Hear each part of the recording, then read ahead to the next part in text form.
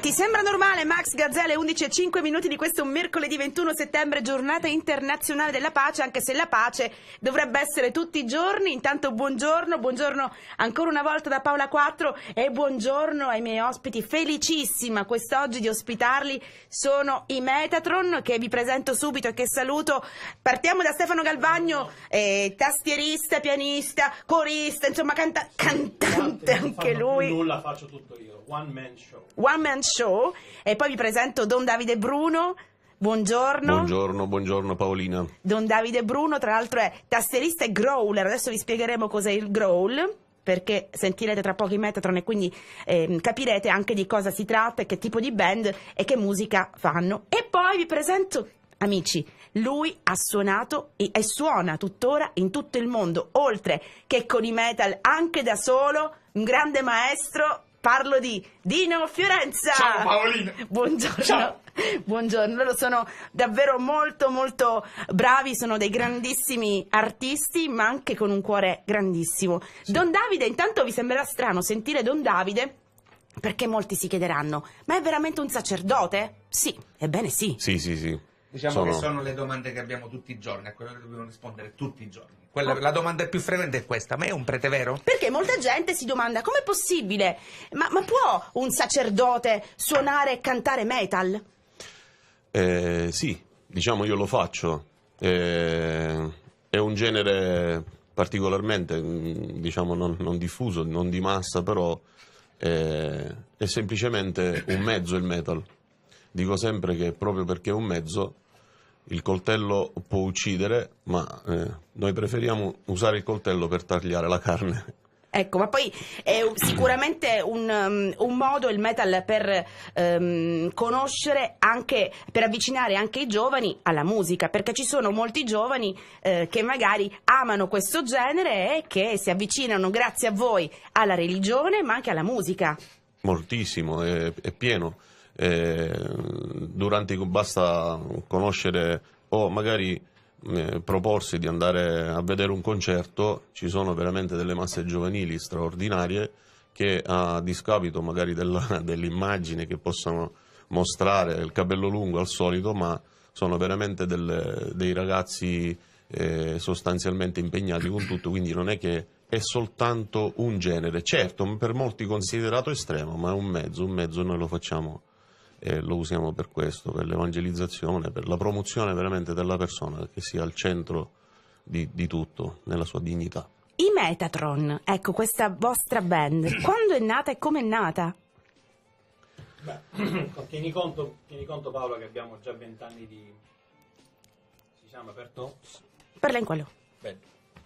Stefano, parla vicino a me. Sì, anche tu, Dino. Sì. Non so. Stefano, parla. Allora, quando nascono i Metatron e come nascono i Metatron? I Metatron come Metatron nascono intorno al 2000. Come tutti gli uomini nasciamo. Sì. Ma tu cosa suoni, Stefano? 9 mesi di gestazione. Io suono la chitarra. Però non è bravo. Sì, non è bravo. Non è bravo. Tu cosa suoni, Dino? Il basso elettrico. Ma neanche tu. Lo so, l'ho sempre sostenuto. Qual è il messaggio più importante dei Metatron? Capire chi è bravo. Il messaggio più importante è quello di far conoscere che è importante per ognuno di noi che possa esprimersi in verità, senza fronzoli, senza formalismi. Più sei vero, più ti mostri vero agli altri e gli altri si mostreranno nei tuoi confronti in maniera vera. Noi ci fermiamo giusto un attimo, ascoltiamo una bellissima canzone di Francesco Renga, perché i Metatron hanno un cuore grandissimo. Tra l'altro questa è una canzone, ho detto, ma una canzone italiana che vi piace, qual è? E mi hanno detto, il testo della canzone di Francesco Renga, Dove il mondo non c'è più, è molto bello. Molto bello. Quindi meraviglioso. noi ci fermiamo un attimo, tra poco ascolteremo anche dal vostro Eucharis Metal Molokai, parleremo anche di Molokai, parleremo del growl, ma ci fermiamo giusto un attimo e torniamo tra pochissimo. Restate con noi, 380 19 33 500. Forse è ancora più pazzo Di te. In diretta, buongiorno a tutti. Siamo anche in diretta a Facebook, quindi salutiamo tutti coloro che ci stanno seguendo anche su Facebook, oltre chiaramente che in radio, in FM, tutte le nostre super ascoltatrici e super ascoltatori. Quindi salutone buongiorno al mondo del web. Ecco, ma poi volevo sapere una cosa da voi, soprattutto da Don Davide. Ecco, questa passione per la musica, ecco, poi parlo sempre alla fine, è vero, no? Quando è nata questa passione per la musica, caro Don Davide, e il connubio sacerdozio e musica? Ce l'ho sempre avuto, non lo so, dobbiamo chiedere a qualcun altro sulla nostra testa. Ecco, praticamente sì.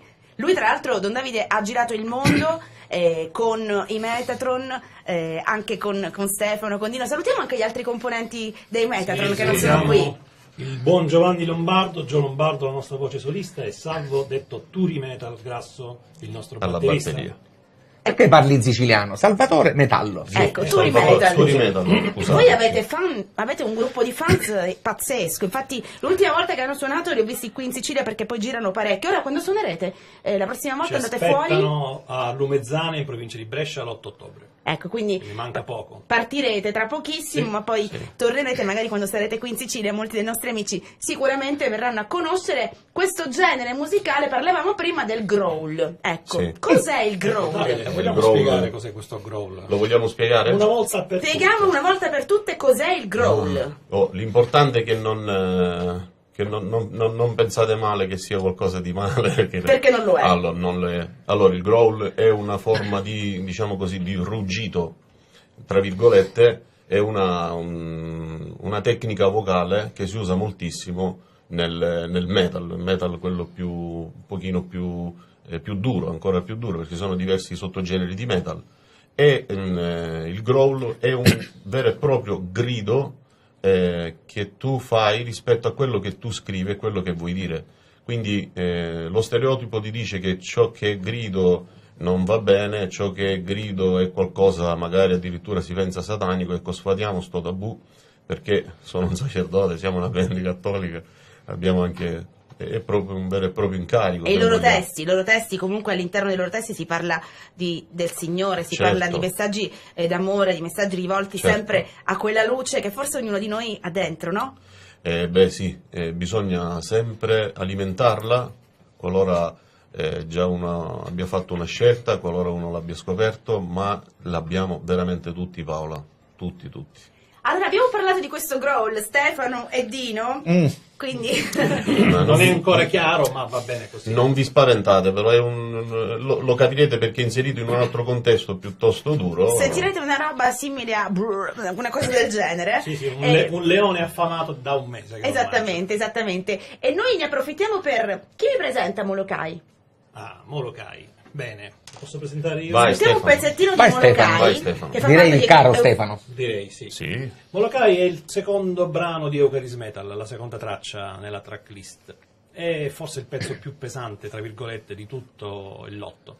È un tema, il cui tema che trattiamo, qui la regia mi dice di stringere. Che regista, perché poi Eh, Don Davide sì. è un regista. Esatto, lo chiamiamo Davide Kubrick Bruno. Sì, esatto. È un- Evitiamo l'arancia meccanica. sì, No. è un pezzo in cui Da noi Rocky. diciamo no a quella forma mentale che è il fanatismo, Sì. che non è un fatto soltanto religioso, è un fatto generale, mentale, di chi, come dire, si erge a giudice degli altri, no? E nel suo credo costruisce una verità che non esiste, e questa verità può diventare prevaricante e può portare a schiavitù psicologica anche gli altri. E il fanatismo non è soltanto islamico, è una mentalità che noi, come diciamo così, combattiamo, tra virgolette, con la nostra canzone.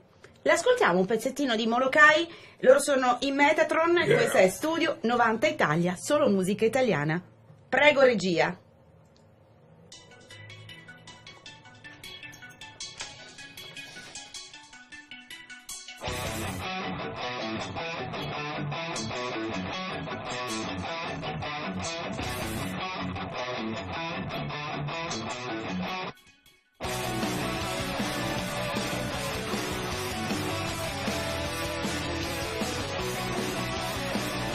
E questo è l'intro dei Molokai, adesso sentirete il growl. Arriva, il growl di Don Davide Bruno, Sì, chiaramente con tutta siamo, la band eh? Metatron. Ci siamo, presentiamo il growl e Don Davide in questo caso.